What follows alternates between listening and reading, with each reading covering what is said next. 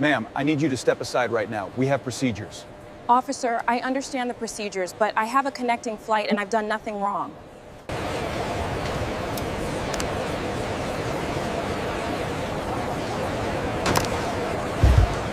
A 100 times London, Geneva, Nairobi, always with quiet confidence.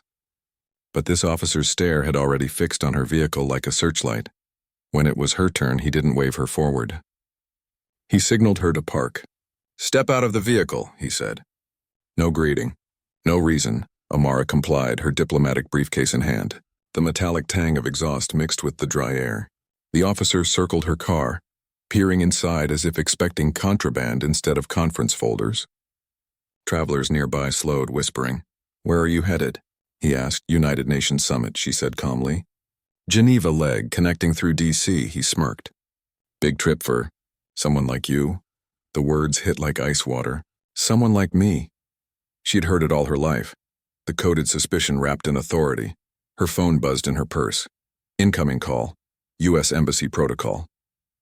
She reached for it. His hand shot out, gripping her wrist. "Keep your hands where I can see them." The bystanders froze. Someone started recording.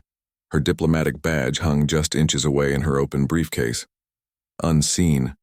Glinting faintly in the sun. "Sir," she said, voice trembling but controlled. "You're making a serious mistake." He leaned closer, eyes flat with certainty. "No, ma'am," he said. "I know exactly what I'm doing." The camera light blinked red. The recording began. Engines idled in a low, restless hum. Sunlight flickered off windshields, slicing through the haze like knives. Dr. Amara Holt, CEO of Holt Tech International and newly appointed U.S. trade diplomat, adjusted her blazer collar. Her assistant's voice echoed in her head. "You'll make the summit in time, ma'am." Just one checkpoint. One checkpoint. Officer Daniels leaned against the booth doorframe, mirrored shades reflecting the line of vehicles. When he spotted her Tesla approaching, his posture shifted, straightened, predatory focus. He tapped the roof as she stopped. "Ma'am, step out of the car," Amara frowned. "Is there an issue, officer?" Random inspection. Her diplomatic passport lay open beside her. He didn't glance at it. His tone wasn't neutral, it was slow, drawn, deliberate. "I've got a flight to catch," she said, keeping her voice measured. "Here are my credentials." He lifted the folder with 2 fingers as though it might contaminate him. "Fancy title. Trade diplomat. That what they're calling it now?" "That's the official term." He smiled, not kindly. "Never seen one that looks like you." Behind them, a truck honked impatiently. Amara stood still, pulse hammering in her ears. The air stank of asphalt and tension. Daniel circled the vehicle. "Traveling alone?" "Yes, no driver." "I prefer to drive myself," he gave a short, disbelieving laugh. "Right. Tech CEO and diplomat. Driving herself." He opened the trunk without asking. "Excuse me." He ignored her. "Protocol." She looked over her shoulder. 2 younger officers watched from a distance, uneasy but silent. Authority, even abused, protected its own. Daniels rifled through her suitcase, laptop, briefing documents, silk scarf.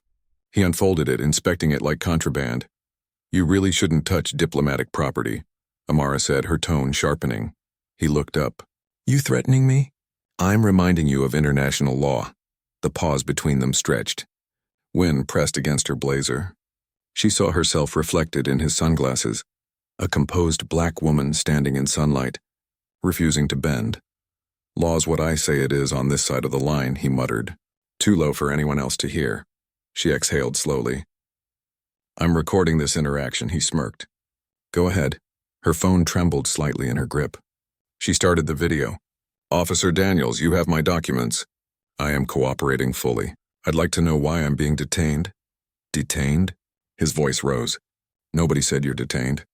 Unless you want to be." People nearby turned their heads. The younger officers pretended to busy themselves with paperwork. Daniel stepped closer, lowering his voice again. "You think being rich makes you untouchable?" Amara stared at him, voice cold. "No, but it means I have reach." He flinched, and almost imperceptibly. For the first time, doubt flickered across his face. Then he caught sight of her phone still recording and snatched it from her hand. "Evidence secured," he said. "For safety." Her throat tightened. "That's an illegal seizure." Not if I suspect interference. The tension snapped. One of the younger officers started forward. Sir, maybe we...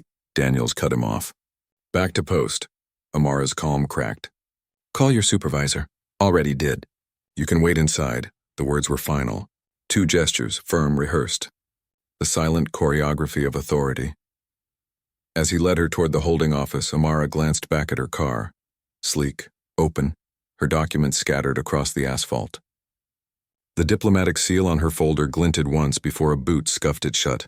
Her voice dropped to a whisper. Not for him, but for herself. They always think the line protects them. Daniels opened the door and motioned her through.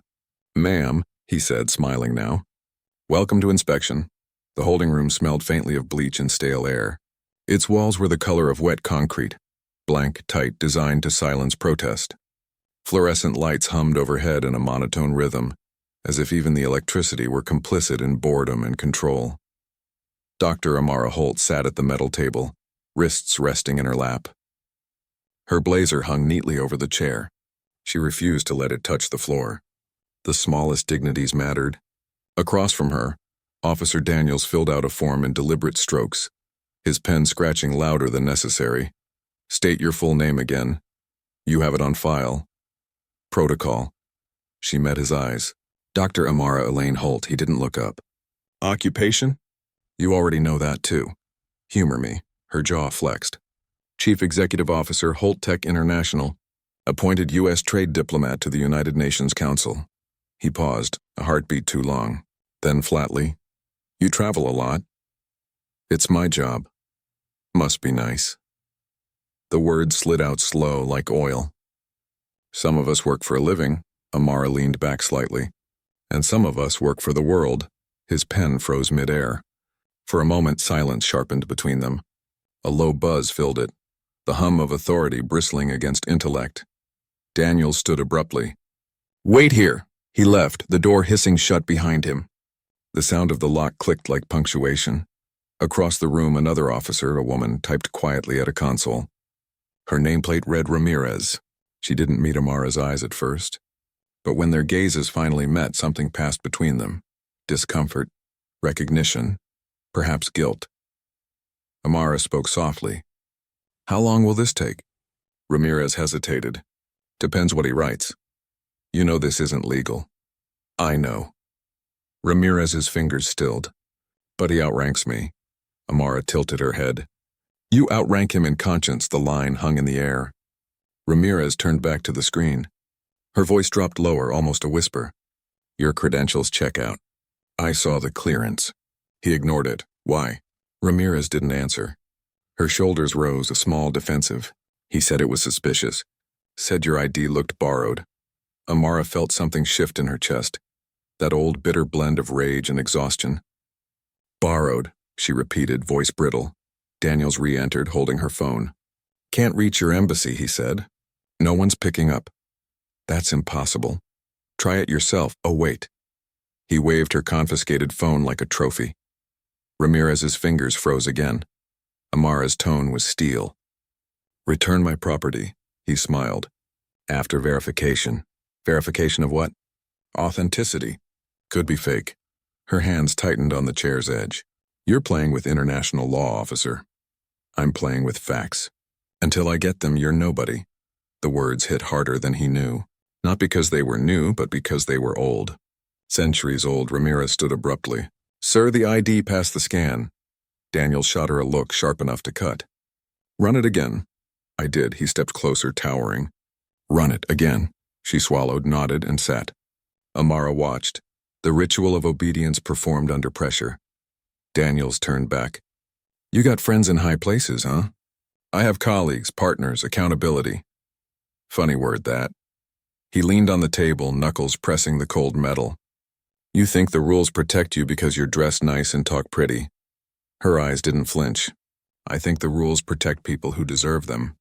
Even you, he smirked, an ugly, fleeting twist of mouth. We'll see. The door opened again. A guard entered, whispering into his ear. Daniel's expression shifted, by a flicker of annoyance, maybe alarm. What? He snapped. Someone outside's recording again.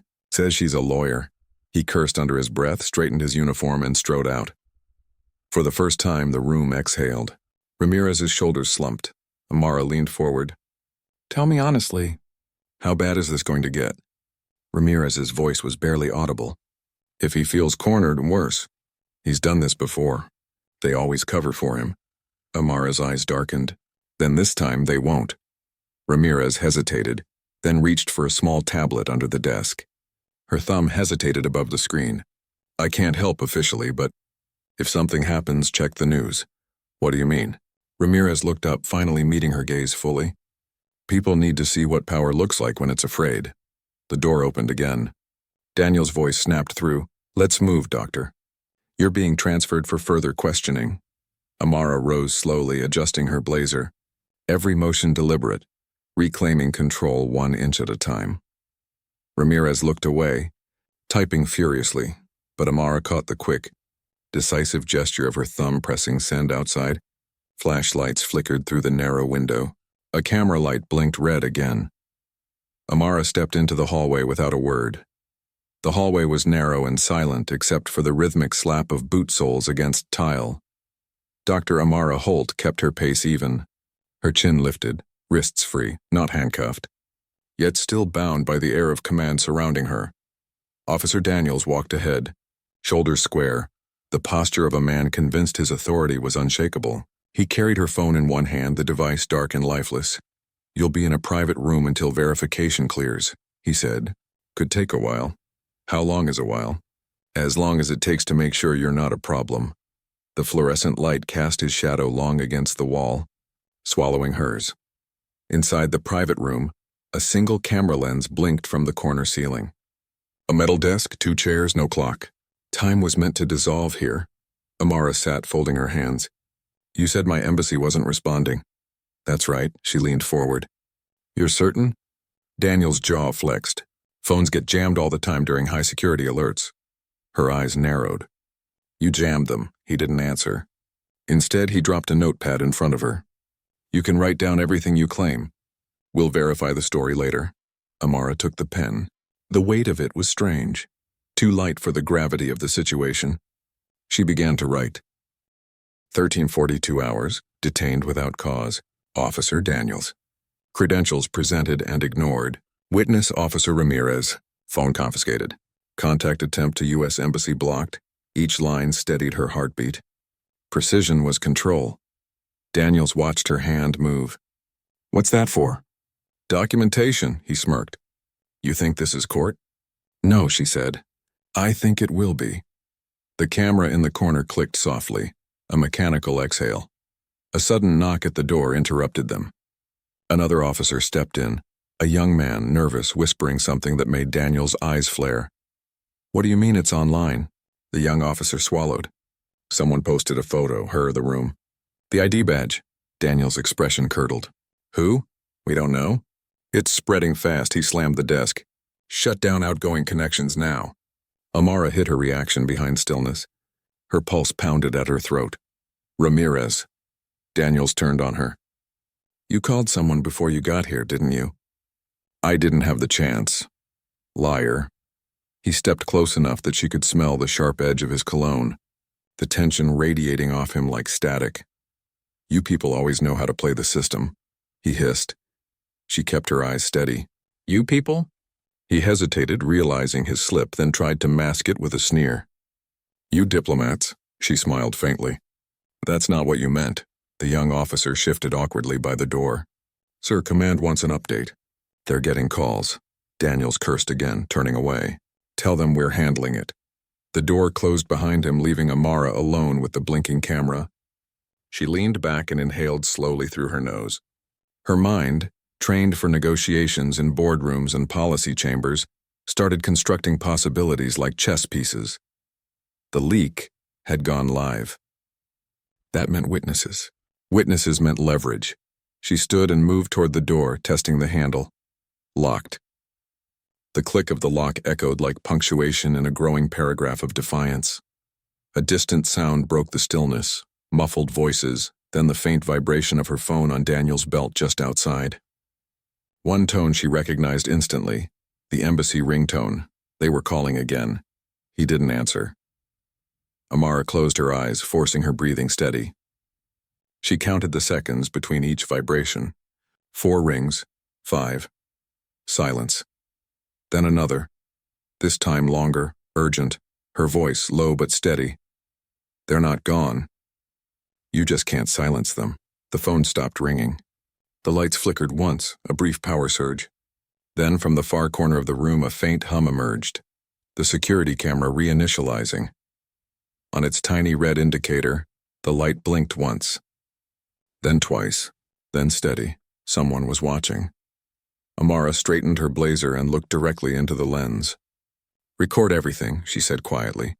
"Let the world see what protocol looks like." Outside, voices rose again, hurried, clipped. She caught fragments, news outlets, embassy inquiry, viral post. The door opened abruptly. Daniel stood there, pale now, holding a clipboard like a shield. "You're being moved. To where?" "Administrative custody. For your own protection." Her lips curved into something almost like a smile. "Whose protection do you mean?" He didn't answer. The corridor beyond buzzed with radios, footsteps, and the uneasy hum of something unraveling faster than anyone could contain. As she stepped out, she caught a glimpse through a window. A flash of blue sky. Rows of reporters gathering near the gates. The world was starting to notice, and Amara, for the first time since the stop began, felt the first stirrings of power returning. Not in authority, but in visibility. By the time the sun dipped behind the checkpoint towers, the story had already crossed continents. Outside the facility, cameras lined the fences. Reporters shouted questions that echoed off metal gates.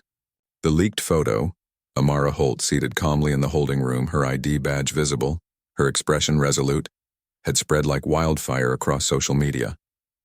The caption beneath it read, "Black diplomat detained at border, despite showing credentials."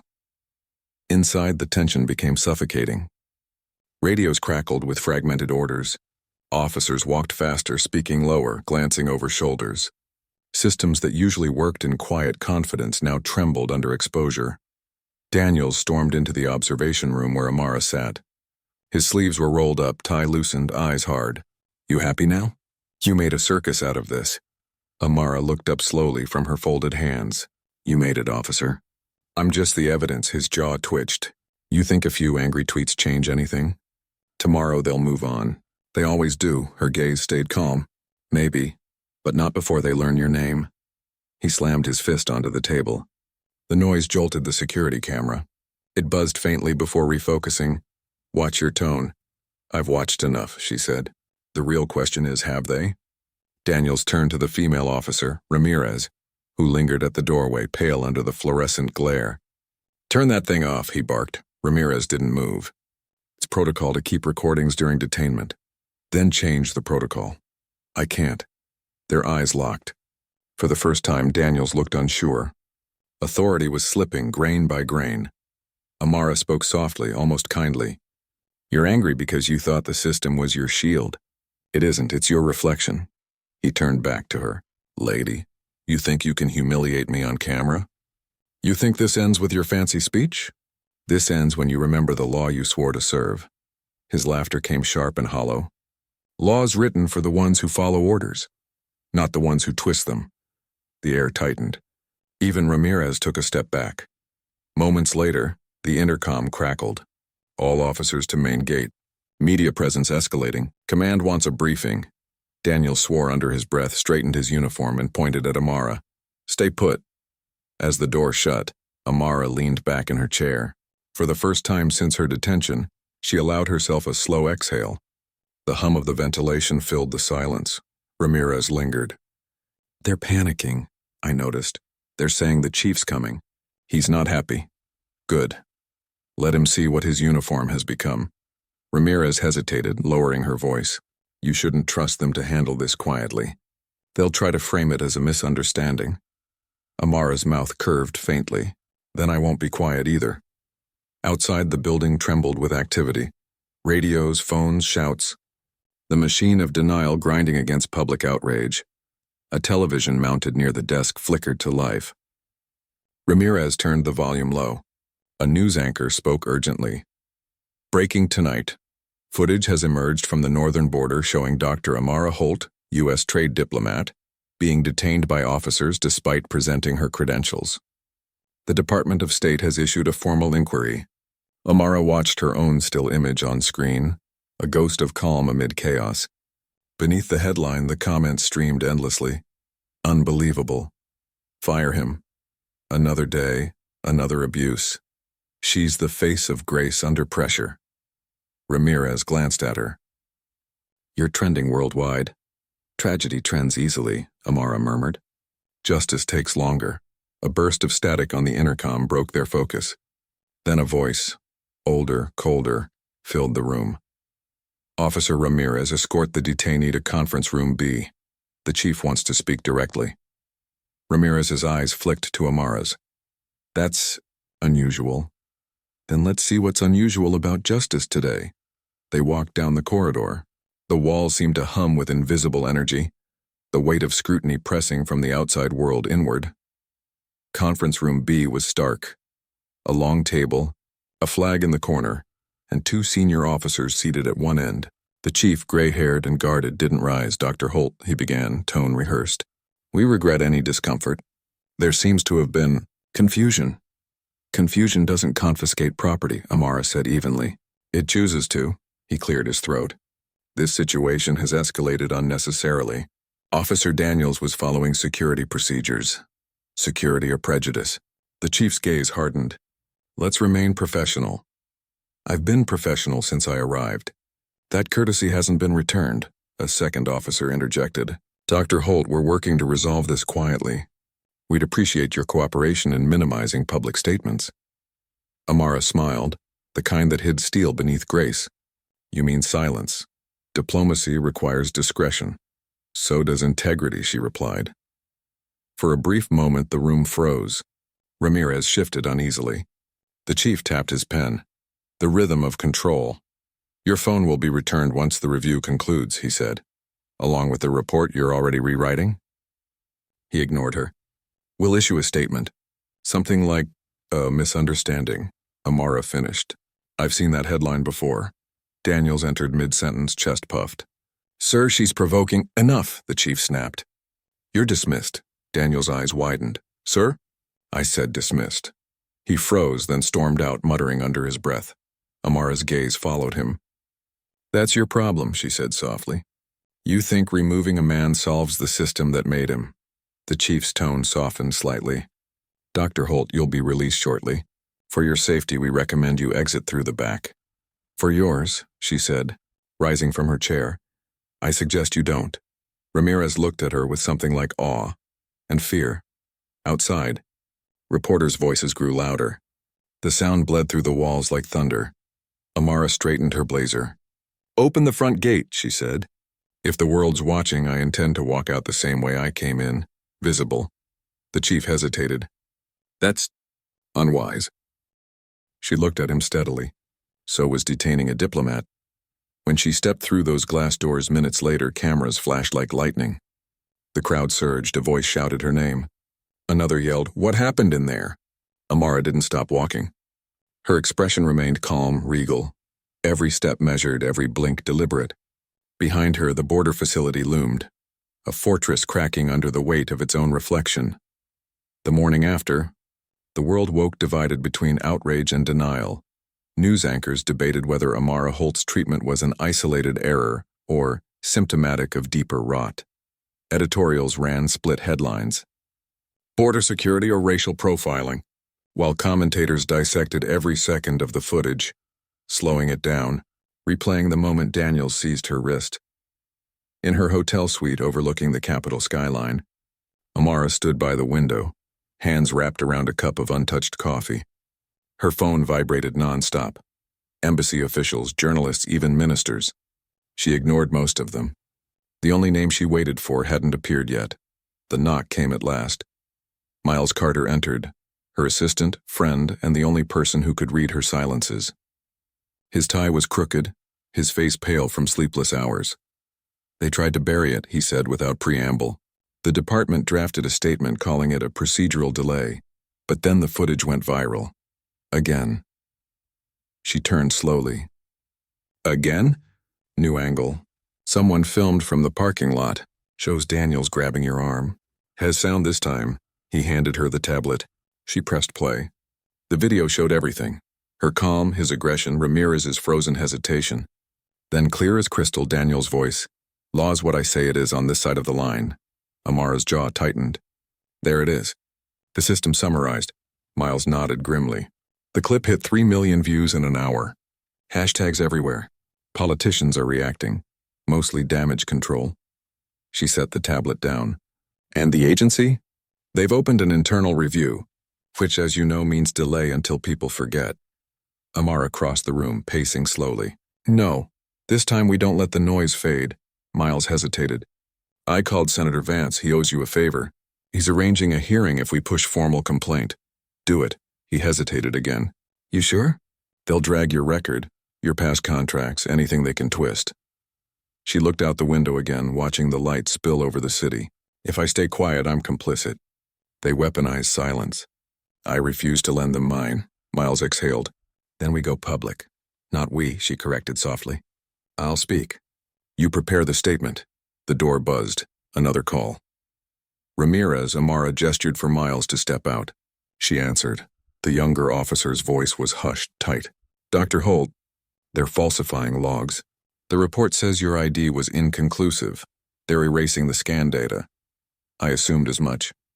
I made a copy before they did. Amara's tone didn't change. Keep it safe. When the inquiry begins, you'll testify.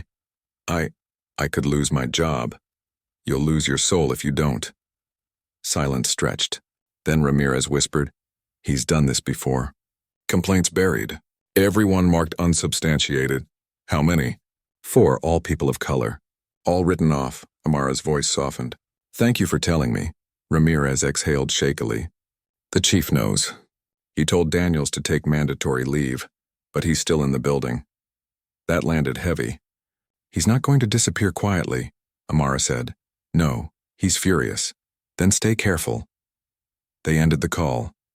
Miles returned moments later with a stack of printed articles. They're spinning your dignity into arrogance, he said bitterly. Elitist behavior. Overreaction. You know the game. I know it well, she replied. Power always rewrites its own story first. He placed another folder on the desk. Vance's office wants copies of everything. Documents, footage, your statement. They'll subpoena the border facility within 72 hours. Amara sat at the desk, the chair creaking under her slow composure. Then it's time to remind them this isn't about me. It's about precedent. Miles looked at her, and admiration and fatigue mixing. You never let it be personal. Oh, it's personal, she said quietly. I've just learned how to weaponize composure. A phone alert pinged. Ramirez again, this time a single message with an image attachment. Daniel's personnel file, redacted but revealing. Suspension 2021. Complaint dismissed 2022. Use of force review 2023. Amara showed it to Miles. Find a journalist who still believes in consequences. He hesitated. If we leak this, or not we, the truth leaks itself when the cage breaks. Outside, sirens wailed faintly, and not for her, but the sound still scraped nerves raw. She watched the reflection of the city ripple across the glass. Bright towers over dark streets, progress layered on prejudice. Miles's voice pulled her back. You've got an interview request. International News Network. Prime hour. Decline. I'll speak when the hearing's scheduled. He frowned. You could control the narrative. I'm not performing justice. I'm demanding it. He nodded slowly. An hour later, Amara sat alone again, the hotel quiet except for the distant pulse of traffic. She thought of Ramirez, of Daniels pacing somewhere inside that border post, of the millions of strangers arguing online about what her calmness meant. Her calm wasn't peace. It was armor. When the call finally came, Senator Vance's aide confirming the inquiry, Amara didn't smile. She simply said, schedule it. Miles leaned against the doorway, exhausted. You know what this means, right? They'll try to make you the symbol. They'll love your dignity until it threatens their comfort. She looked up, then let them choke on comfort. The words came out quiet, measured, the same tone she'd used in boardrooms negotiating billion-dollar deals. Only now the stakes were something larger than money. Justice wasn't a summit. It was a siege. The hearing chamber smelled faintly of varnish and tension. Cameras blinked from every angle. Polished microphones waited like traps. Rows of press activists and officials filled the seats. It wasn't just a review. It was theater. At the center sat Dr. Amara Holt, flanked by her counsel and Miles. Across from her, Officer Daniels, jaw tight, eyes hollow, his uniform pressed to perfection. Behind him, representatives from the Border Enforcement Agency whispered among themselves, suits immaculate, expressions detached. The chairperson's gavel cracked. This hearing will come to order. The hum of whispers died instantly. Amara's heart beat steady but deep, like a drum buried under ice. She met Daniel's eyes only once. His smirk had vanished. "Dr. Holt," the chairperson began, "thank you for attending voluntarily. I'm here because the truth wasn't." Her tone was calm. "Surgical," the audience murmured. "Let the record show," continued the chairperson. "This session concerns the incident at the North Ridge border station involving Officer Caleb Daniels and the detainment of U.S. Diplomat and CEO Dr. Amara Holt. Will begin with testimony." Her lawyer nodded slightly. The floor was hers. Amara leaned forward. "On October 14th, I was stopped without cause. My credentials were valid. I was detained for 43 minutes, denied consular contact, and physically handled after identifying myself." Officer Daniels declared. Daniels cut in sharply. "Objection. She's declared." Amara continued evenly. "Law's what I say it is on this side of the line." That sentence has since been verified in the released audio. A murmur rippled through the room. The chairperson raised a hand. "Officer Daniels, you'll have your turn." Daniels' attorney leaned close, whispering damage control, but his glare stayed fixed on Amara. She didn't flinch. "The incident is not isolated," Amara continued. 4 prior complaints exist against Officer Daniels, all marked unsubstantiated. Evidence of suppression has surfaced, thanks to Officer Ramirez. Gasps. Cameras clicked like insects. Ramirez, seated behind, looked down nervously. Amara's voice sharpened. "This isn't about one officer's bias. It's about a system that confuses authority with immunity." The chairperson cleared his throat. "Dr. Holt, please keep remarks to your personal experience." "My experience," she said, "is the system." Miles' pen stilled mid-scratch. Daniel's attorney rose. "My client acted according to protocol. The ID system failed. The footage is edited. The narrative is politically driven." Amara's lawyer countered, "The ID system didn't fail. The officer did." The room erupted in overlapping voices, officials whispering, journalists tweeting, the hum of broadcast feeds transmitting every word. Then, without warning, Ramirez stood. His voice cracked but carried. "The data was real. I copied it before deletion. They told us to remove Dr. Holt's biometric log and replace it with a blank field." A low roar filled the chamber. The chairperson pounded the gavel. "Order!" Daniels lunged halfway to his feet. "You lying coward? Sit down," barked his lawyer. Amara watched him, not with anger, but a precise stillness that felt colder. "Every time truth speaks," she said quietly into the microphone, "power trembles." The hearing paused for recess amid chaos.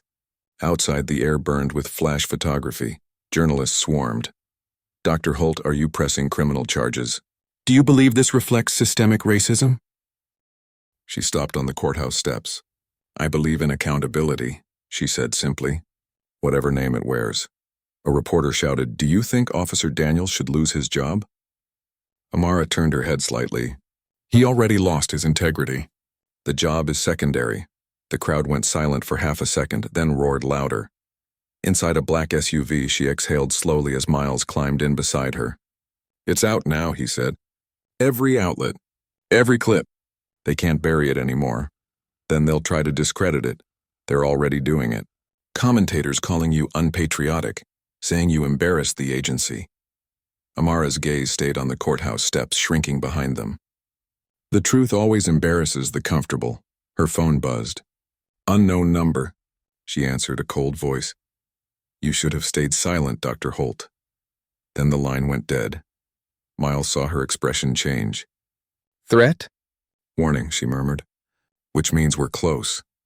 That night, footage from the hearing led every news broadcast. Daniel's voice amplified and replayed, "Law's what I say it is." Then Ramirez's trembling confession. Then Amara's line, the one that would be replayed across millions of screens. My experience is the system. Social feeds exploded. Protesters gathered outside the agency headquarters. Hashtags surged. But behind closed doors, the backlash began. Anonymous leaks, edited footage, op-eds questioning Amara's temperament. Miles slammed his laptop shut. "They're twisting it already, making you the aggressor." "I expected that," she said. "The system never admits rot. It perfumes it." He looked at her, exhaustion etched deep. "You're fighting an institution," she met his eyes. "Then I'll make the institution see itself." Outside, police lined the streets, guarding the very building she was challenging. Floodlights cut across the crowd. Signs read, "Justice at the border. Accountability now." Amara stepped onto the hotel balcony and looked down. Thousands of faces glowed in the night. Hope and anger fused into one sound, relentless, rising. Miles joined her quietly. "You realize whatever happens next, you change the story." She didn't smile. "Not yet," she said. "Change begins when the silence breaks, not when the headlines fade." Inside the dark room behind them, the television flickered, Daniel's face, caught mid-denial, replayed endlessly. For the first time, his power looked small. The next morning, the city woke to a storm of headlines. Billionaire CEO wrongfully arrested. Racist officer under investigation. Pierce breaks silence. Malcolm sat in his penthouse office, the skyline a cold mirror behind him. Multiple news clips played across the wall screens, each a slightly distorted version of the same event. His humiliation replayed in slow motion, his stillness mistaken for defeat, his silence turned into speculation. Lena entered with a tablet in hand. "Social media's eating it alive," she said. Hashtags trending in 7 countries. Protesters are planning a march downtown. Malcolm didn't turn. "They don't march for me," he said quietly. "They march because it's familiar." "Still," Lena continued, "the board wants reassurance. The shareholders want distance." He finally looked up. "Of course they do. They're worried you'll go public, speak out, make it political. It already is." A pause. The air between them was tense, electric. Lena exhaled. "You've been offered an exclusive interview, prime time." Malcolm's tone hardened. "No interviews, not yet. Let them think I'm calculating. They already do." "Good." Across town, Sergeant Dwyer sat in his small kitchen staring at his phone. His wife scrolled through the news feed silently. "Is it true?" she asked finally. "He's a billionaire?" He didn't answer. His badge lay on the table beside a half-empty beer. She set the phone down, shaking her head. "You really couldn't tell?" He slammed his hand against the table. "How could I?" He stopped. She finished it for him. "Black?" The word hung in the air, bitter and heavy. He stood pacing. "They're turning me into a villain. The department's cutting me loose." "You are the villain, Jake." Her voice cracked. "You put a man in cuffs for being black in the rain." His fists clenched. "You think I meant—" "You didn't have to," she said. "That's the point." In the boardroom at Pierce Holdings, silence ruled. The long table gleamed under recessed lights, but no one met Malcolm's eyes. "Malcolm," one director began carefully, "we understand the personal nature of this event, but we have to consider market reaction. Investors are nervous." "Nervous about what?" Malcolm asked.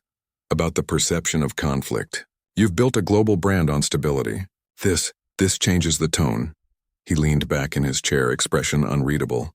"You mean they don't like that a black man with power just proved how powerless he can still be?" The director hesitated. It's exactly what you mean." Another voice spoke softer from across the table. "We just don't want you to act emotionally." Malcolm smiled without warmth. "Emotion built this company. Not silence." He stood, signaling the end of the meeting. "If anyone feels my presence threatens the brand, my office will buy out their shares by end of quarter." No one spoke. Later, in his private study, Malcolm watched Dwyer's public statement on the news. The officer sat stiffly, eyes downcast, repeating words clearly scripted by a PR team. "I deeply regret the misunderstanding," Dwyer said. "It was never my intention to offend." The reporter asked, "Do you believe race played a role?" Dwyer hesitated, then forced a smile. "I treat everyone the same." Lena muted the screen. "They're protecting him." "Of course they are," Malcolm said. "They have to. He's the symptom, not the disease." "You want to go after the department?" "I want the truth," he said. "And truth doesn't hide behind policy." Lena studied him. "You're not doing this just for you." "No," he said, eyes still on the frozen image of Dwyer's face. "I'm doing it for every man who couldn't afford to prove he was innocent." That night, Malcolm received a call from a senator. "Pierce," the man said, voice honeyed. "We can make this disappear. Quiet settlements, PR correction, all clean. You've got too much to lose." Malcolm stared out at the city lights. "So does the truth," he said. He hung up. For a long moment, he stood alone, the rain tapping faintly against the glass. Then he whispered, "To no one, to everyone, let it burn." The inquiry's second day began under gray skies. Reporters waited outside the federal complex. Umbrellas clustered like watchful eyes. The mood had shifted. Less spectacle, more reckoning. The story was no longer alleged misconduct. It was failure, exposed. Inside, the hearing resumed with a new witness. Officer Ramirez. He stood stiffly, oath trembling in his raised hand. "I witnessed the detainment. I objected to the procedure but was overruled." The chairperson's tone was measured. "By whom?" Ramirez's eyes flicked toward Daniels. "By Officer Daniels directly. He ordered the search despite verified clearance." Daniels leaned forward, his jaw tight. "You're lying. You're trying to save your career." The chairperson's gavel cracked. "Officer Daniels, control yourself," Ramirez continued, voice shaking but stronger. "After the incident, I was instructed by our supervisor to remove biometric records. The directive came from internal command. I have the file with timestamps." The crowd murmured, journalists whispering frantically into phones. The chairperson's assistant approached, handed a printout. "This is authenticated?" The chairperson asked. Ramirez nodded. "Yes, sir. Copied directly before deletion." Daniel's lawyer rose. "Objection. Illegally obtained evidence." Amara's attorney cut in sharply. "Illegally destroyed evidence first." The chairperson leaned back, exhaling. "Objection overruled." Amara sat still, hands clasped, eyes fixed forward. She didn't look at Daniels, not once. He, meanwhile, looked like a man cornered by his own shadow. The chairperson addressed him directly.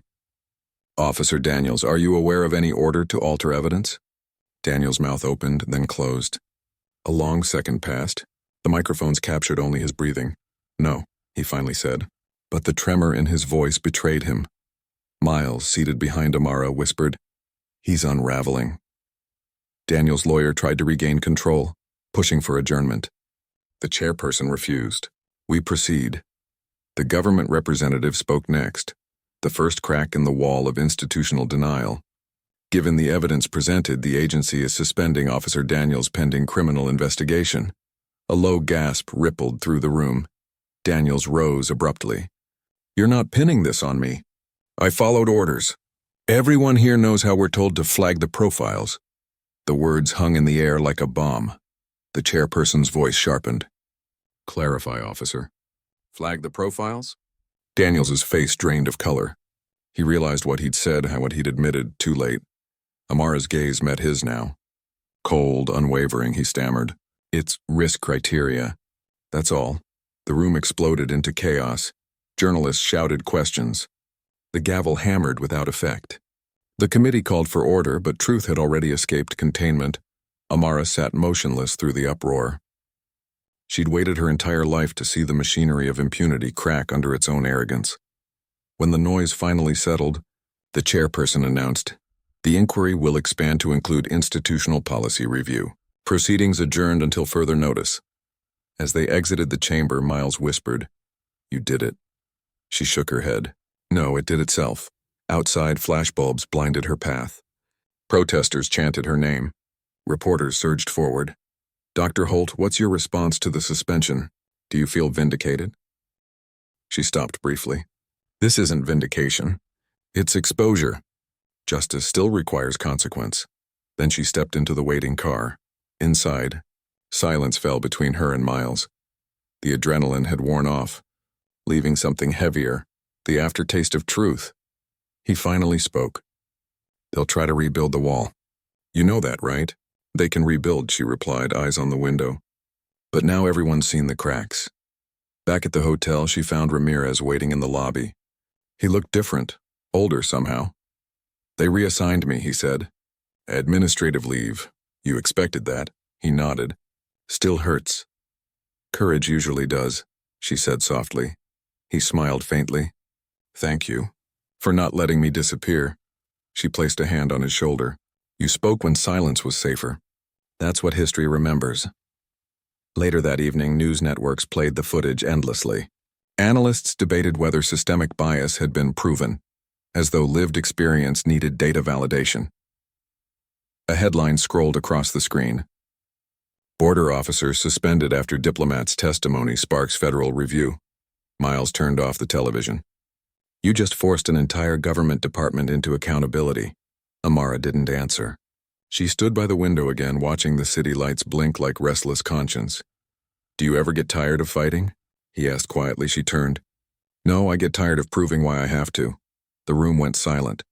The kind of silence that feels earned. Her phone buzzed, this time from an international number. A diplomat from Geneva, an invitation to speak before the Human Rights Council. She read the message, then looked out again at the dark sky. The world is watching, she murmured. Miles smiled. Good, let them. But beneath her calm, she felt something else, a quiet grief. Because justice, even when it comes, never returns what was stolen. Dignity, ease, the unbroken trust in fairness. Still, she stood tall, the city's hum beneath her feet. The borders had shifted, not on maps but in minds, and somewhere deep in the bureaucracy she had just cracked open, the first tremor of reform began to move. Winter came early that year. The air carried the sharpness of renewal, or maybe reckoning. 3 months had passed since the inquiry.